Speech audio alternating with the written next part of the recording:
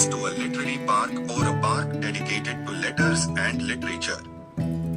It is located in Bhubaneswar, Odisha, India. This unique park is designed to celebrate the rich literary heritage of the Odia language and culture.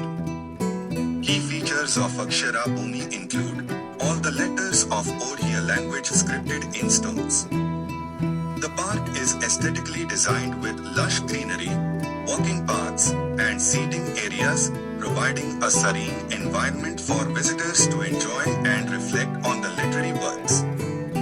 The park serves as a tribute to the literary contributions of Odisha and aims to inspire and educate visitors about the rich cultural and literary traditions of the region.